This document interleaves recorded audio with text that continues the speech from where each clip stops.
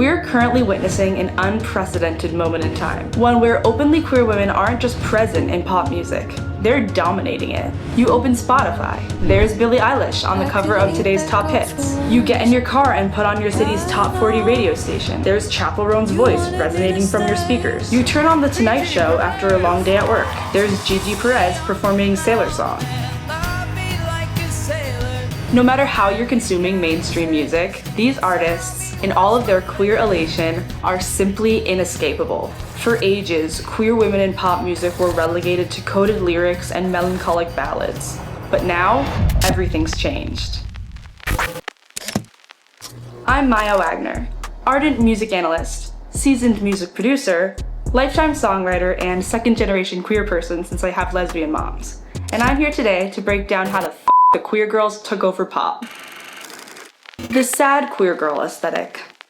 Until recently, music by queer women leaned heavily into melancholic themes like yearning, secrecy, and unrequited love. When you grow up in a world where you barely see yourself represented, and when you do see yourself, it's almost always in the context of tragedy or struggle. That becomes the lens through which you understand your own story. These artists didn't have a template for what joyful, unapologetic sapphic love could look like in media. We can of course trace this back decades, but let's start with a more recent timeline. TikTok is released in 2018, and we see the rise of a new genre called bedroom pop. Along with this genre, we see the debuts of some really important sapphic artists. In February 2018, King Princess releases her debut single 1950.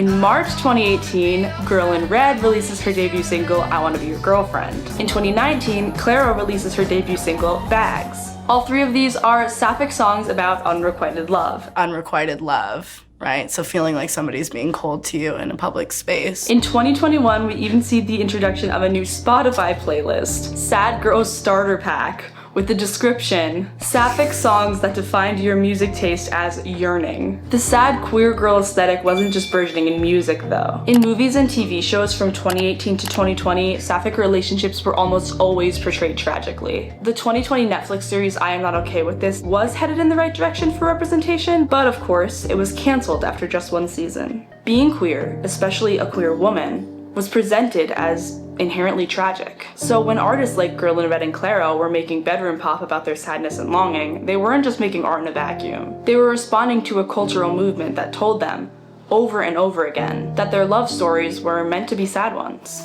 The visibility shift.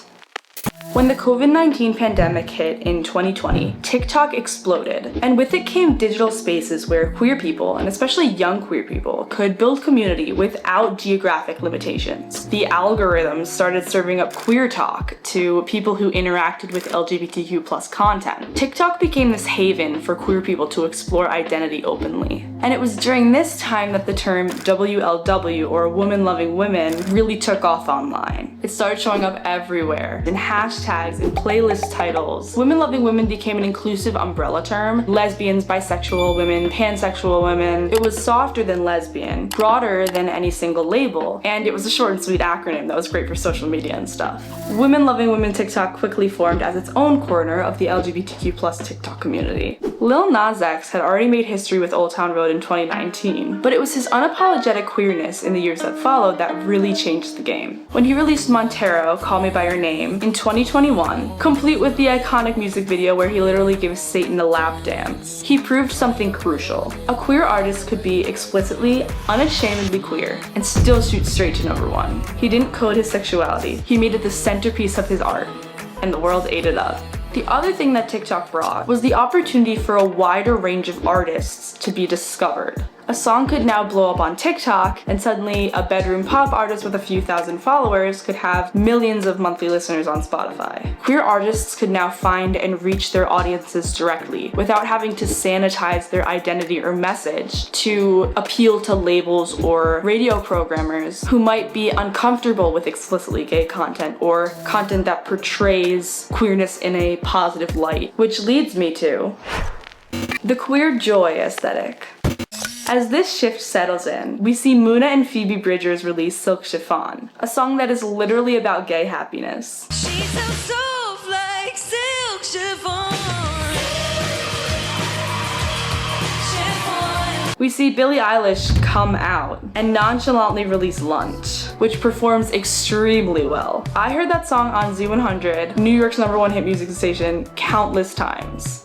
I mean, that's about as close to saying I want to eat her out as you can get, right? It's not gross though. It's got a really wholesome vibe for a song about sex. It's a song about shameless, joyful, sapphic intimacy. Just like Gigi Perez's Sailor song, which I also heard super duper often on Z100. We see JoJo Siwa, who, whether you like it or not, has somehow managed to perform at every single Pride festival across the United States, despite some extremely negative sentiment. And of course, we can't talk about this movement without talking about perhaps the most pivotal figure, the poster child of queer women on the charts right now, Chappell Roan. Her entire vibe is camp, queer joy, queer liberation, and no apologies. These artists' representations of queer joy are revolutionary because they show the lives and relationships of queer women as desirable, not just survivable. What this means for pop music's future.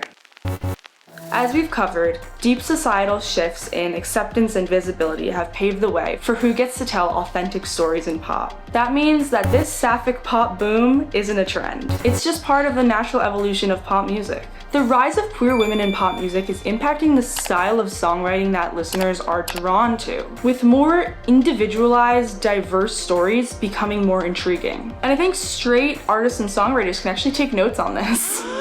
For years, mainstream pop has followed predictable formulas. The same themes, the same structures, and the same vague lyrics that could apply to literally everyone. It's safe and tested, but it's also kind of bland. Meanwhile, queer women are writing hyper-specific lyrics about lesbian bars, about sapphic intimacy, incorporating inside jokes that are significantly queer. Yet everyone is connecting with it. Straight listeners are flocking to these songs, not despite their specificity, but because of it. Turns out, authenticity is universal. When you write from genuine experience instead of trying to manufacture something you think will sell, people feel that honesty. Because in reality, nothing can be truly universal, so you might as well be yourself, right? Representation within representation.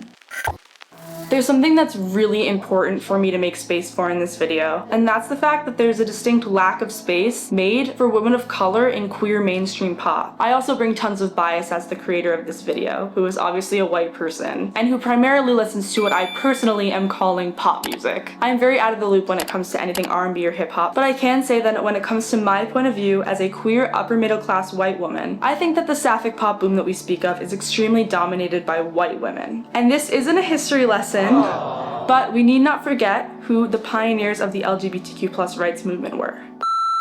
So yes, thank you for coming to my TED Talk. Just remember that when queer joy dominates the charts, it tells queer kids that their happiness matters. So keep your sapphic songs on repeat. What's that? You're looking for new sapphic artists to listen to? That's literally so funny because I happen to be one of those. To stick with the whole sapphic pop boom theme of this video, I will stick the link to my EP Closeted in the description. She kept me in the closet for so long. I was in love, I even wrote a sad song. And now she is gone. Seriously, if you've made it this far in the video, it means you dig my vibe. So I think you'll definitely dig my songs. I'm also always looking for new women-loving women songs, so drop your favorite sapphic song below and subscribe for more videos like this one. Thanks for watching, fam.